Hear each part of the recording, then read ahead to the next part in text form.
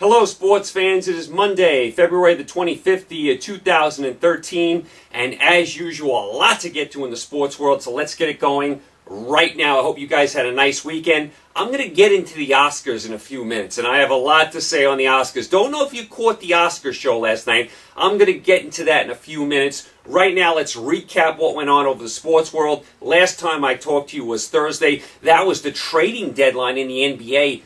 No major moves. I mean, we thought Josh Smith might be traded. We thought we'd have some big trades. We didn't get anything in the NBA. The biggest trade we got, J.J. Redick went from Orlando to Milwaukee. I mean, that's the biggest trade we got. I mean, that was it in the NBA. Not much going on at the deadline there. All right, let's recap some scores from the weekend. Let's start in the NBA. Thursday, the Miami Heat went into Chicago and plastered the Bulls 86-67. The Spurs had a big statement. They went into Los Angeles and beat the Clippers 116-90.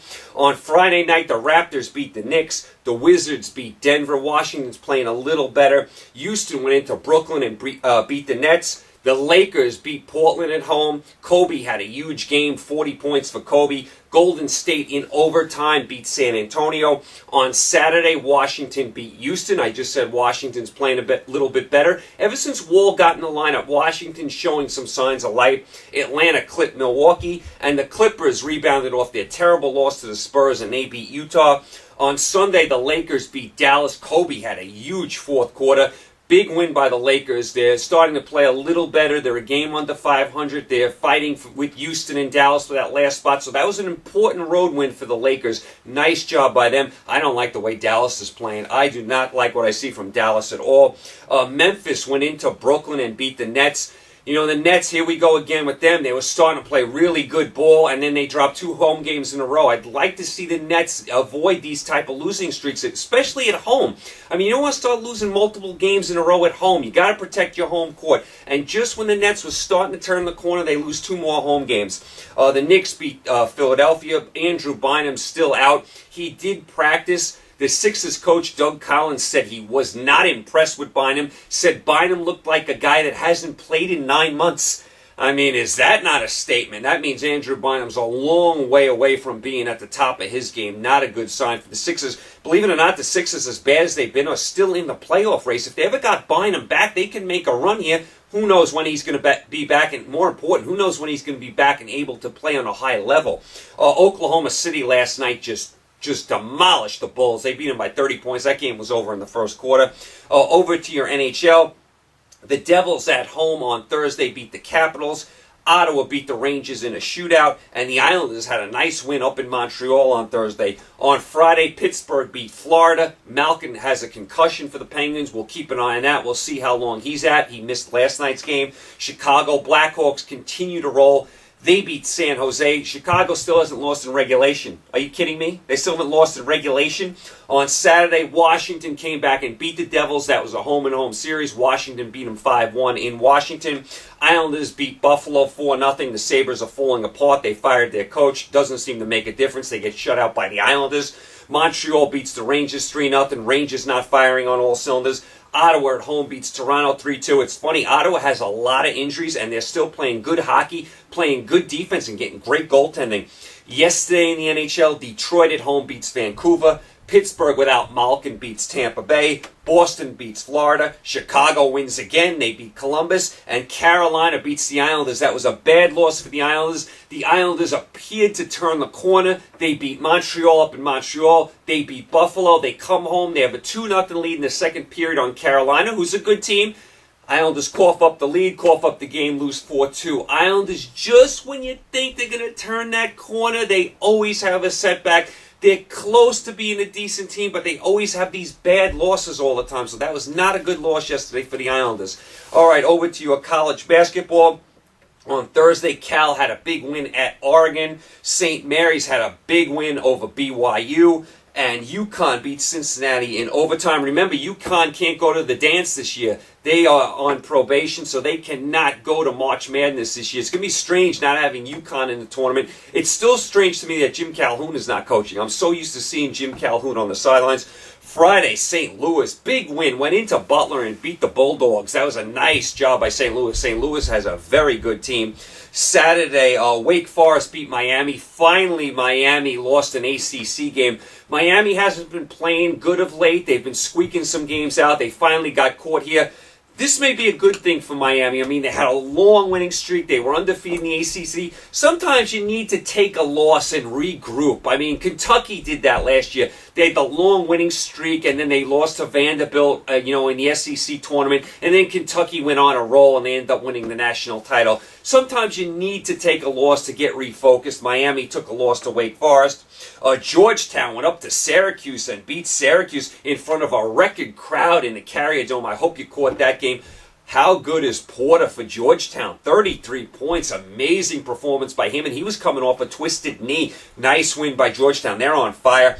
Florida at home beat Arkansas. If you remember a couple weeks ago, Arkansas beat Florida in Arkansas. Not this time. Florida got their revenge. They pasted Arkansas in Gainesville.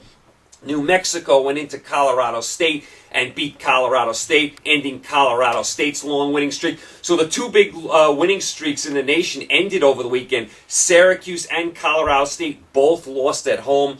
Villanova, nice statement win. They beat Marquette. They had to have it. Nice job by Villanova. Virginia Commonwealth beat Xavier. Xavier looks like they're an NIT team. LSU beat Alabama in 3 overtimes. Terrible loss by Alabama. They should have won this game. They blew this game. This is a terrible loss on their resume. North Carolina beat NC State in a nice rivalry game. Oklahoma beat Baylor. Baylor's on the bubble. They're 16-11, 7-7 in the conference. They're on the bubble. Kentucky beat Missouri. Nice job by Kentucky because they were on the bubble. Nice overtime win by Kentucky at home. And Washington beat Arizona State. That was a bad loss by Arizona State. They are also on the bubble. They needed to win that game. They lost it. As far as Sunday, Ohio State beat Michigan State. Good to see Ohio State win that game. They haven't been playing great as of late. They've been losing to the good teams. I was glad to see Ohio State had a big win over a good Michigan State team. Michigan beat Illinois. Notre Dame all over Cincinnati. And St. John's in the Garden lost to Pittsburgh. Bad loss by St. John's. They had a chance to make a statement game to the committee here. St. John's is on the outside looking in right now. They're running out of time. They only have 4 games left, St. John's. They really need to win this game. I had a feeling they were going to lose. Pitt was coming off 2 losses and a full week off. You knew Pitt was going to be ready. Pitt always plays well in the Garden, and Pitt really handled St. John's. St. John's right now is an NIT team. Of course, if they win the Big East tournament, they can go to the dance, but right now they're running out of time. They got to start getting on a roll. They have about 4 games left, St. John's. You got to win just about all of them if you're going to make the tournament. All right, so that is kind of where you are in your college basketball. Like I said, the 2 longest winning streaks in the nation, Syracuse and Colorado State, both ended. So now your longest winning streaks are Marquette, Iowa State, and believe it or not, the longest winning streak in college basketball, South Dakota State. South Dakota State Jackrabbits have the longest home winning streak in all of college basketball. That's unbelievable. And like I said, Marquette and Iowa State also have long winning streaks. We're going to get to those teams in a second because they have big games coming up at home tonight. Their streaks may end tonight. As far as your Daytona 500, Jimmy Johnson wins the Daytona 500. Dale Earnhardt Jr. finishes second for the 3rd time in 4 years. Imagine that. You finished second 3 of the last 4 years. That's got to be bittersweet. Danica Patrick finishes 8th. She was actually 3rd going into the last lap. Falls back a little bit on the last lap, finishes 8th. Solid performance by Danica Patrick. She was up in the top 10 the whole day. She led a few laps. You can't say anything bad about her. You want to get on her for the last lap? Okay, she went from 3rd to 8th, but a solid performance by Danica Patrick there. You can't really say anything bad about her. Now remember, they also had another race on Saturday before the Daytona 500. That's Tony Stewart. He won that race. They had a crash in that race. There were some fans injured. It looks like none of them are life-threatening. A few of them went to the hospital. They're all going to recover. But a dangerous scene out there in Daytona where all sorts of debris went into the crowd. The catch fence was damaged. So a very scary scene on Saturday. I always found it strange.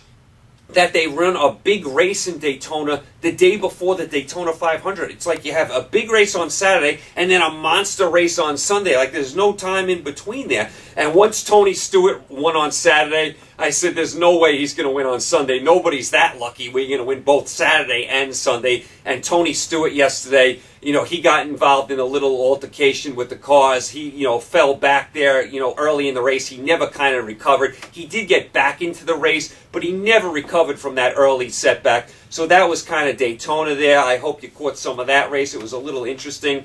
All right, over to your Oscars. We have to get to the Oscars. All right, before we get to the Oscars, I'm going to give you two movies I actually saw before the Oscars took place. I saw Argo.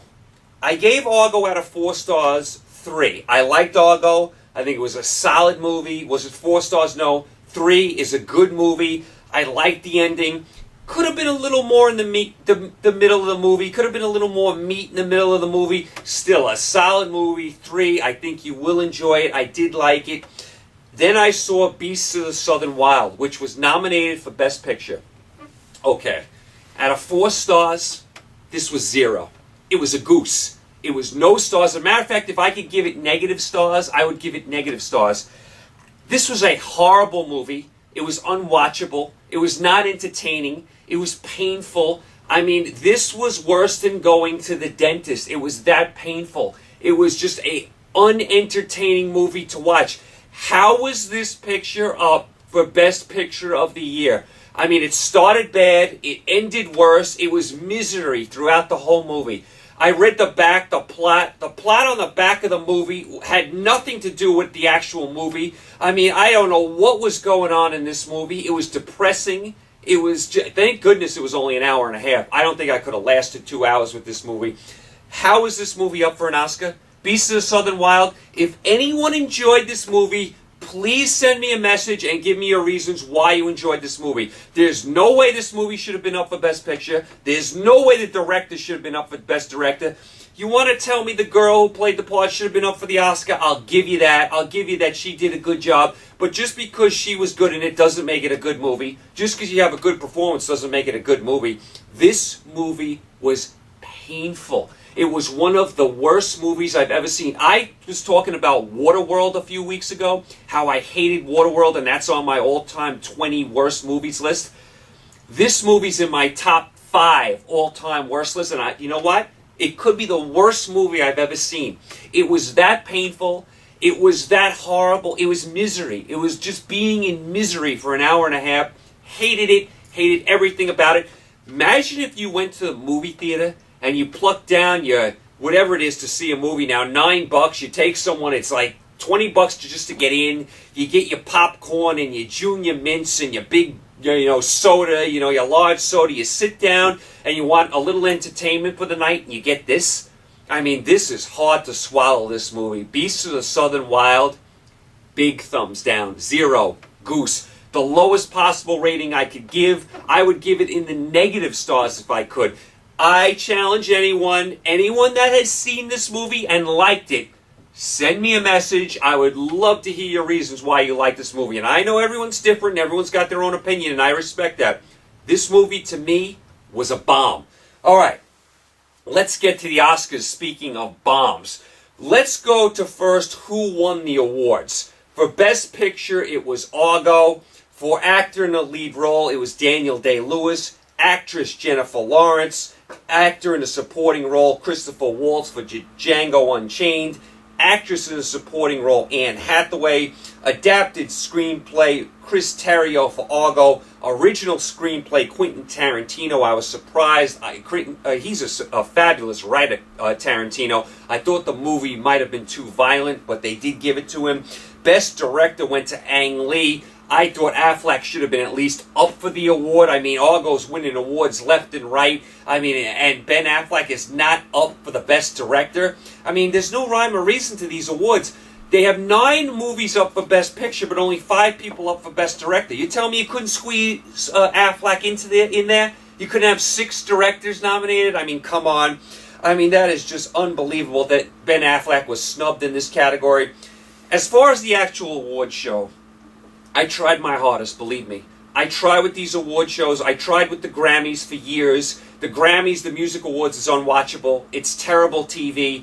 I tried again with the Oscars. I sat there. I watched even the pre-show when everyone's walking in. I didn't like too many of the outfits. I thought they weren't great at all. The interviews are terrible. I mean, just horrible interviews. Ryan Seacrest is a horrible interviewer. He asked all bad questions on the red carpet. As a matter of fact, at one point, he's up in the booth talking to people up in the booth. Meanwhile, all the stars are walking in. It's like, Seacrest, get down there on the red carpet and interview someone. Why are you up there with Kelly Osbourne, of all people, talking about fashion? And that's another thing. How did Kelly Osbourne get involved in this? How is Kelly Osbourne Miss Fashion Critique Girl? She's up there with purple hair. I kid you not. Kelly Osbourne is up there with purple hair talking about what Halle Berry is wearing. Who made Kelly Osbourne an authority on this? Why is Kelly Osbourne on my Oscar show? Why? I don't want to see Kelly Osbourne. I don't want to see Kelly Osbourne with her purple hair. I don't want to see her talking about Halle Berry's shoes or what outfit this one's wearing. Kelly Osbourne is not an authority on anything.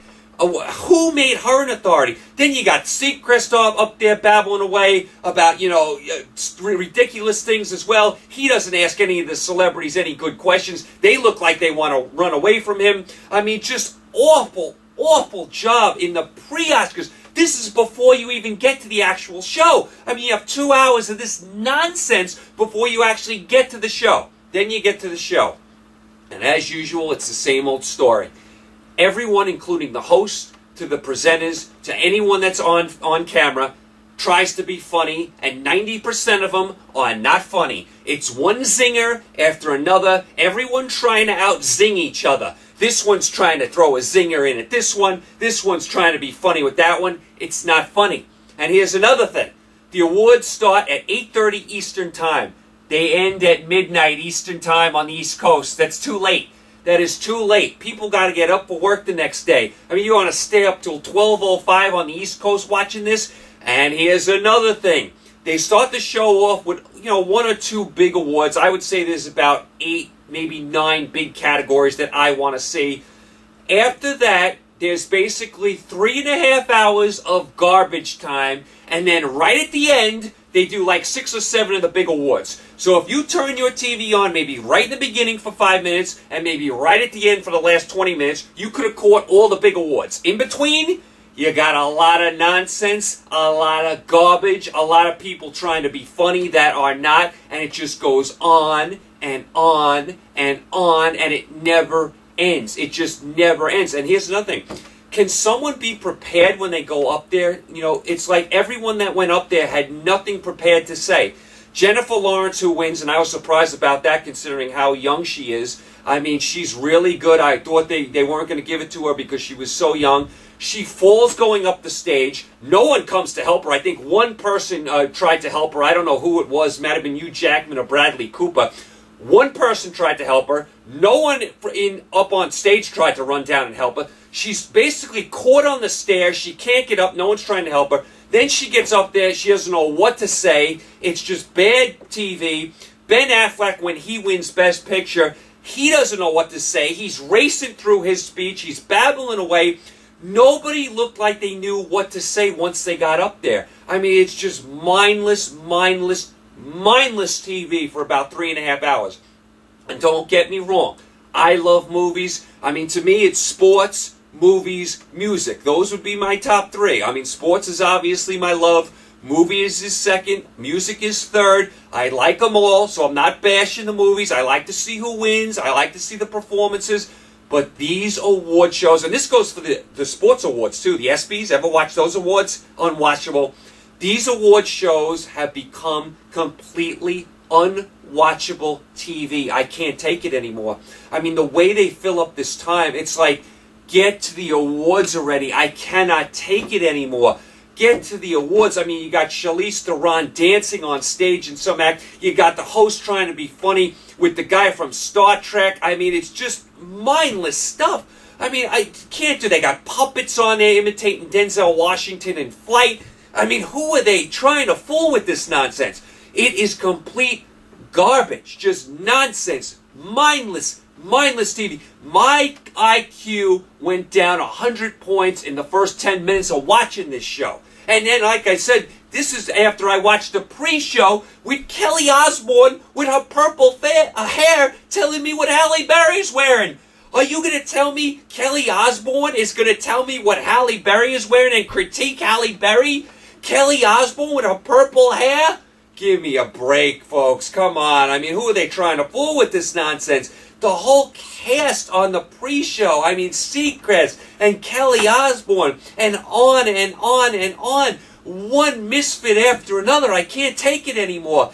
Get to the awards. Tell me who won the big awards and move the show along. And everyone, please, stop being funny. You're not funny. Nobody is funny that goes up there. I would say 90% of the people are not funny. The host, basically everything he said was not funny. He had maybe a couple things where I smirked at. Not funny at all. Everyone's trying to out-zing each other.